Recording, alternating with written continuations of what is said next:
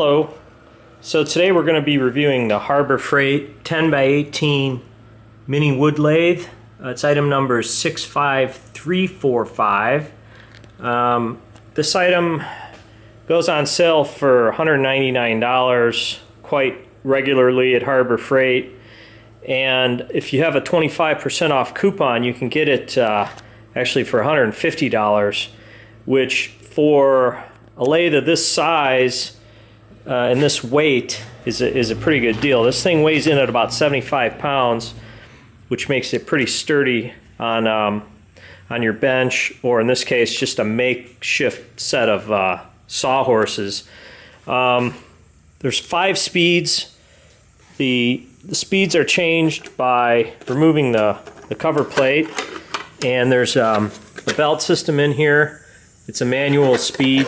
It's pretty easy to change. You just loosen the motor mount here with incruded hex wrenches, loosen the belt, and you can change the speeds pretty easily. I tend to use just the second highest speed, which I believe is around 2100 or 2500 for most of my turning.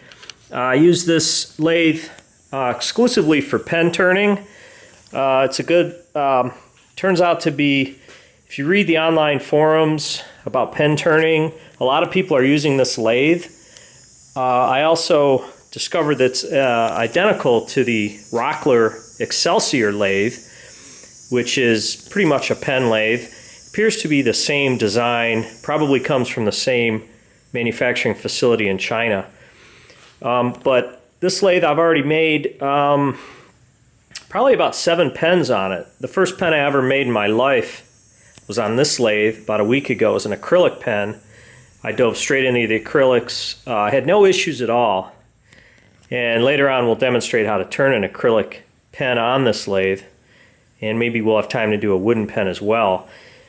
The lathe comes with a mounting plate. I think it's a 3-inch mounting plate that screws onto the headstock.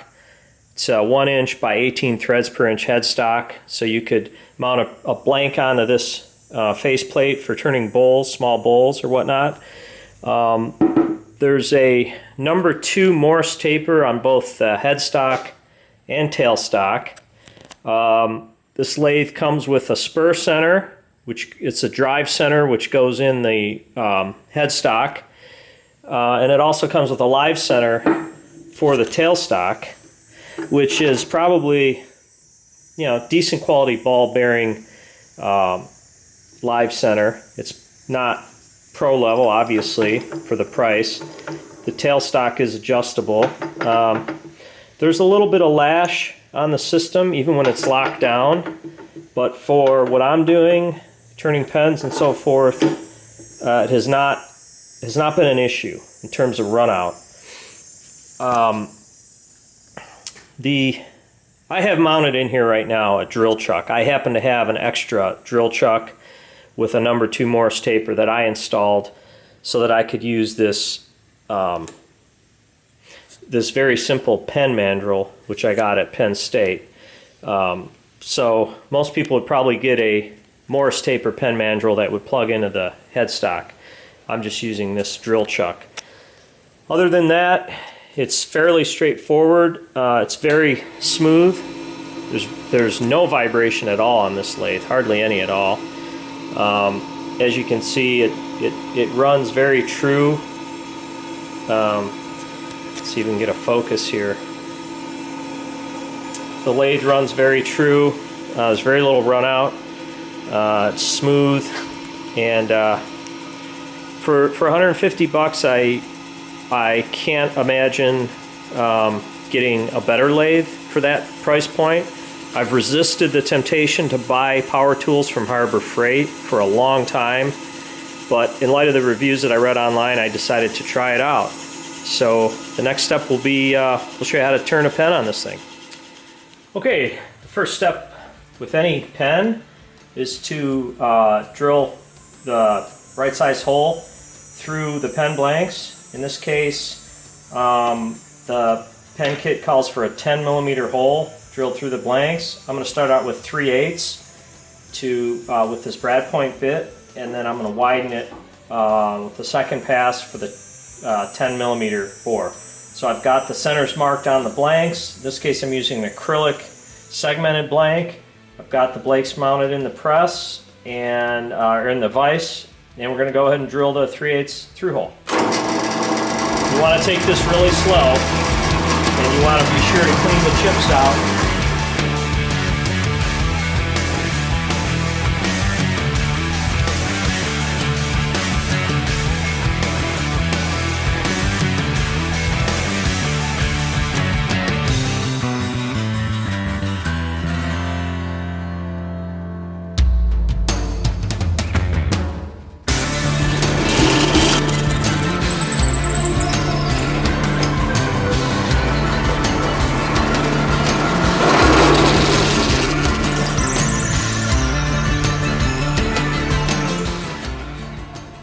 Okay, we're ready to get started here. We have our upper blanks and lower blank with our bushings, upper and lower bushings mounted in the lathe on the mandrel. Everything's tightened up so these don't rotate. And I like to stay pretty close to the workpiece with the tool rest. And I like to start out with a gouge, just a small carbide gouge here. Again, this was purchased from Penn State Industries. You need really sharp tools for acrylics. So I like to start out with the gouge and then go to a spindle chisel, which is used for final shaping of the pen when we're done. So we'll go ahead and get started.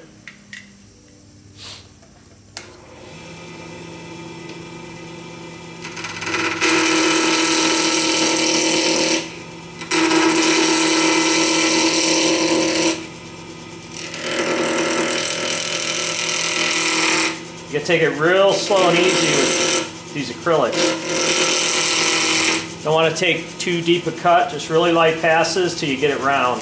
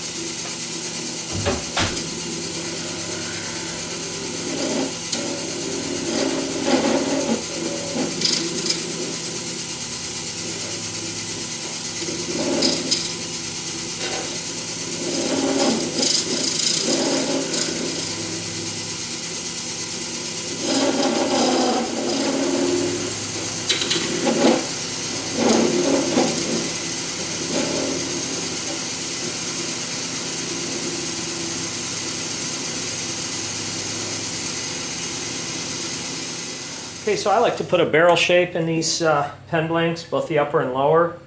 We'll have a slight bulge about 2/3 of the way up near the center, and then I try to taper it back down. I'll do that to both of these, upper and lower halves. You can use the skew chisel as a scraper, more or less. Drag it across. Again, this is very gross technique.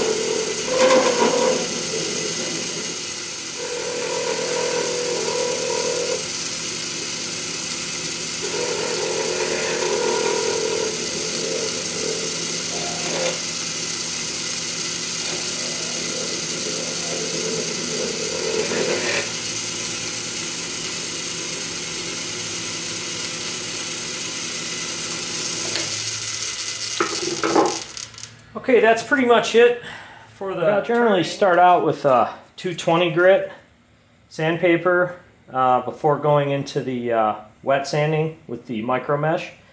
But this is kind of time consuming, a little bit tedious, but the final result is definitely worth the effort. So here we go with the 220.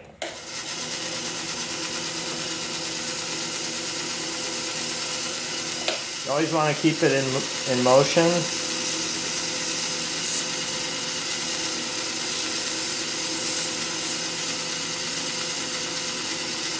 Real light pressure.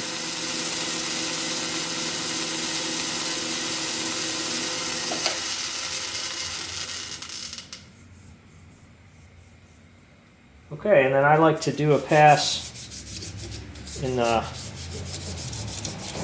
other direction to get out any of the circular scratches.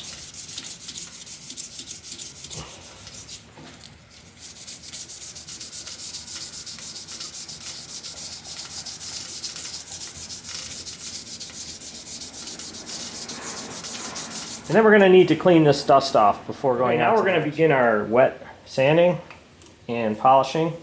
So I like to put a towel down here to protect the lathe from water. And we're going to start out with the yellow pad, which is 400 grit. Real light pressure here.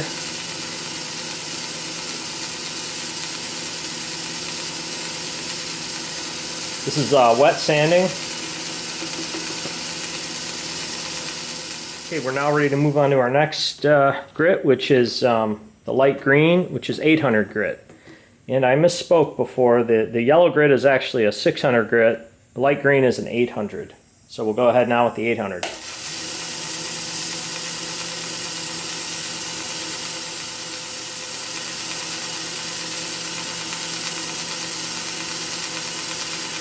Finally, the last pad, the last sanding pad is 12,000 grit, which is the gray pad. So here's the pen now after 12,000 grit. It's pretty well polished. All of the scratches have been removed, and it's ready for final polishing with plastic polish.